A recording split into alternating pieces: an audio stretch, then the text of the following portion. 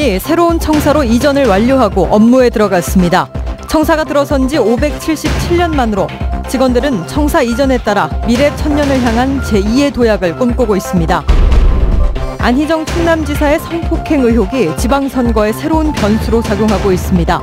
미투 운동의 여파가 선거에까지 영향을 미치는 분위기입니다. 경칩을 맞아 두꺼비 이동이 활발한 가운데 두꺼비 로드킬이 크게 늘고 있습니다. 해마다 반복되는 로드킬에 대한 체계적인 모니터링과 대책이 시급해 보입니다. 여수시가 당초 계획을 수정해 고등학교 전면 무상급식 시행 시기를 1학기로 앞당기기로 했습니다. 무상급식을 위해 부족했던 사업비는 추경 예산에서 확보하기로 했습니다. 여러분 안녕하십니까? 고흥군 청사가 577년 만에 신축 이전했습니다. 여러 차례 증축에 불편이 많았던 공무원들도 말끔한 신청사를 구경 나온 주민들도 한마음으로 기뻐하며 고흥군 제2의 도약을 기원했습니다. 최우식 기자가 현장에 다녀왔습니다.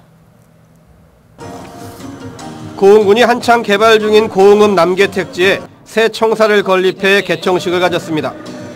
군 청사가 이전한 것은 1441년 현 위치에 청사가 들어선 지 577년 만입니다. 신청사 건축의 지향 가치도 옛 청사의 정통을 계승한 사람 중심의 복합 행정 문화 공간입니다. 새로운 시작, 함께하는 미래라는 주제로 열린 개청식에는 만여 명의 군민과 향후, 초청 인사들이 참석해 미래 천년을 향한 제2의 도약을 축하했습니다. 577년 동안 지역민과 함께 호흡했던 지방 청사의 터를 역사의 흔적으로 남겨두고 이사를 하게 되었고 조상님과 하늘에 보였습니다. 지금껏 군청사는 1985년 건축 이후 7차례나 증축이 이루어졌지만 신청사의 필요성은 꾸준히 제기돼 왔습니다. 비좁고 낡은 청사에서 공무원과 민원인 모두 불편이 컸기 때문입니다. 그래서 두 개의 청사에서 근무하던 500여 명의 직원들은 신청사에 입주하는 발길이 가볍기만 합니다. 깨끗하고 새로운 신청사에서 근무를 할 수 있게 돼서 기쁩니다. 앞으로 더 열심히 일을 할 수 있을 것 같습니다. 신청사 건립에는 지난 2016년 7월부터 472억 원이 투입됐습니다. 행정동은 고흥의 높을 고자를 형상화했습니다. 주민들의 민원 창구가 될 의회동도 함께 개청식을 가졌습니다.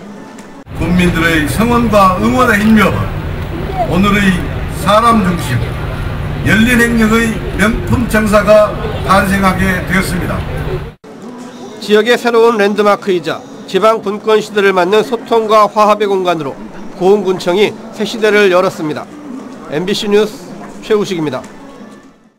여수시가 1학기부터 고등학교 전면 무상급식을 시행하기로 하고 각 가정에서 부담하고 있는 식품비를 소급해 지원하기로 했습니다.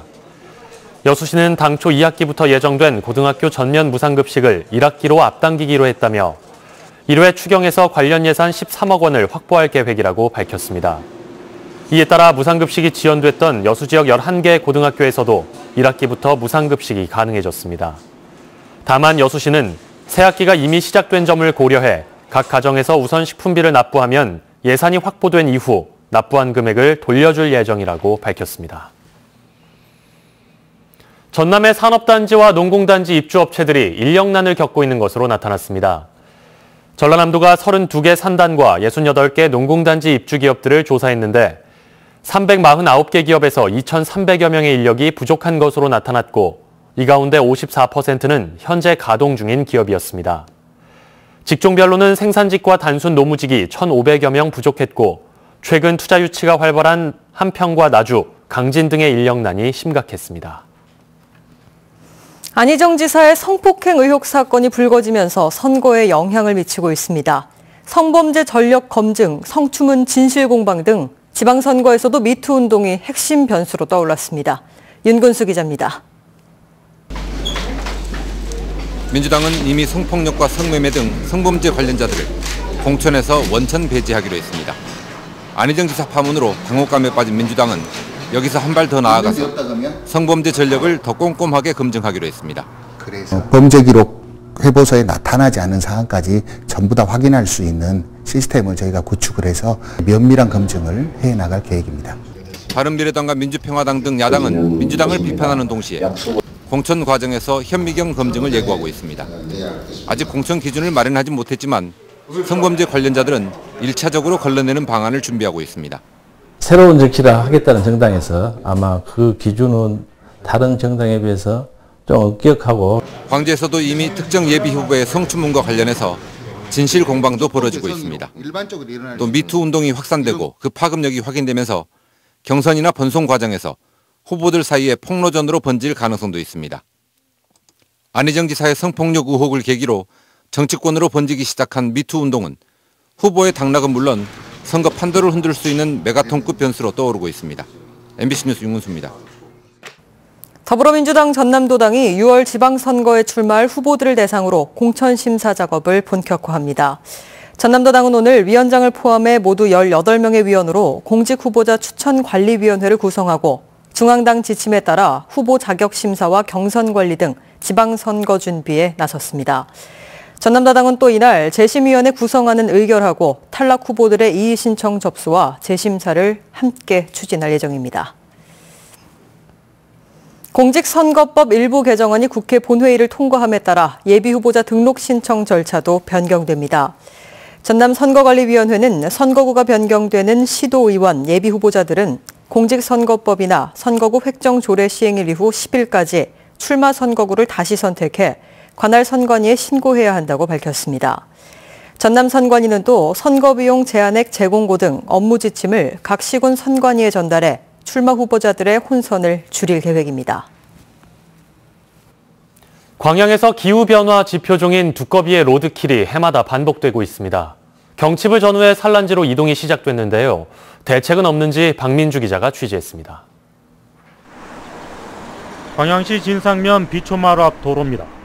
두꺼비가 산란지를 찾아 위험스럽게 도로를 가로질러 갑니다.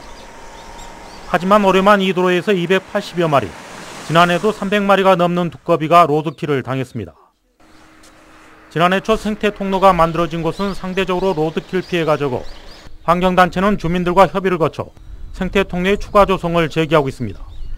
수십 년 동안 반복적으로 일어난 로드킬인데 가장 중요한 거는 두꺼비들이 안전하게 이동할 수 있는 생태 통로 조성인 시설이 좀 들어와야 되는 게 좀 필요하고요.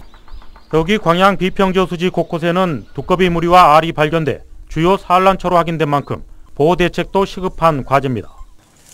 섬진강을 포함해 광양 지역의 두꺼비 서식지는 모두 21곳.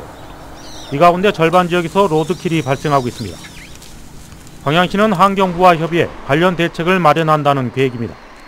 또 환경부나 또 그 주민들하고 좀 협의를 좀 해서 그 좋은 방안을 또 한번 좀 강구를 할 수 있을 거라고 봅니다. 기후변화 지표종으로 떠오른 두꺼비. 해마다 반복되는 로드킬에 대한 체계적인 모니터링과 대책이 시급해 보입니다.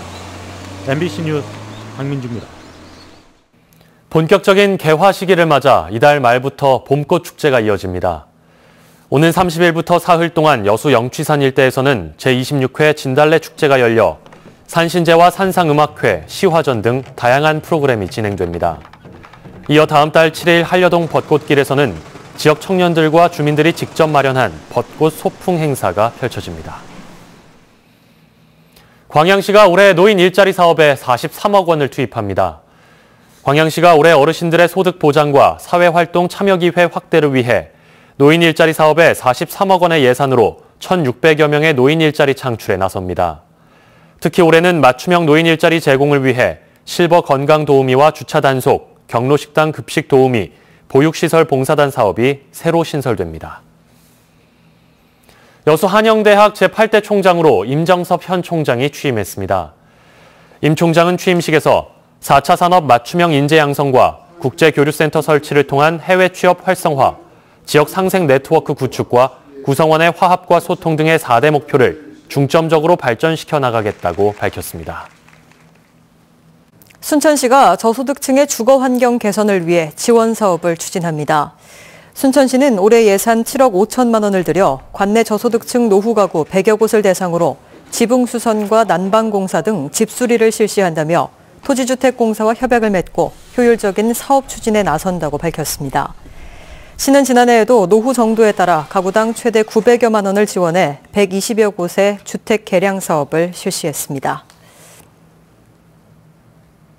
광양시가 안심보육을 위한 어린이집 부모 모니터링단 모집에 나섭니다. 광양시는 안심보육 실현과 투명하고 건강한 어린이집 운영을 위해 부모 모니터링단을 구성하기로 하고 오는 9일까지 참여자를 모집합니다. 부모 모니터링단은 다음 달부터 9개월간 광양 지역 143개소 어린이집을 대상으로 급식과 위생, 안전 분야별 지표에 따라 모니터링 활동을 펼치게 됩니다. 여수 지역 항만을 드나드는 선박에 대한 집중 단속이 시행됩니다. 여수해양경찰서는 오는 12일부터 여수항과 국동항 인근 바다에서 과속 운항을 하거나 불법으로 조업을 하는 선박을 상대로 본격적인 단속을 시행할 계획입니다. 이번 단속은 항만 내 사고로 인한 대규모 인명 및 재산 피해와 해양 오염 사고를 예방하기 위한 것으로 지난해 해당 항만에서는 모두 13척의 선박이 과속 운항과 불법 조업으로 해경에 적발됐습니다. 고석규 전 목포대 총장이 6월 지방선거에서 도교육감 후보로 출마하겠다고 밝혔습니다. 고 전 총장은 최근 언론과의 인터뷰에서 휴직 등 신변을 정리한 뒤 이달 안에 출마 선언을 할 것이라며 교육감은 정당 소속이 아닌 점을 언급하고 선거에 들어가면 다양한 지원이 필요할 것이라고 덧붙였습니다.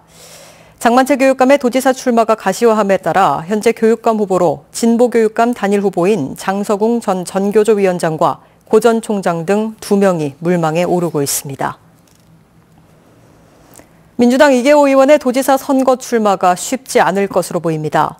민주당 이춘석 사무총장은 원내 일당을 지키기 위해 현역 국회의원들의 출마를 최대한 자제시키고 출마할 현역 의원 수도 원칙적으로 2명으로 제한하겠다고 밝혔습니다. 이와 관련해 이계호 의원은 중앙당의 입장을 이해하고 출마 자제도 요구받고 있지만 지지자들의 출마 요구가 크기 때문에 고민을 계속하고 있다고 밝혔습니다.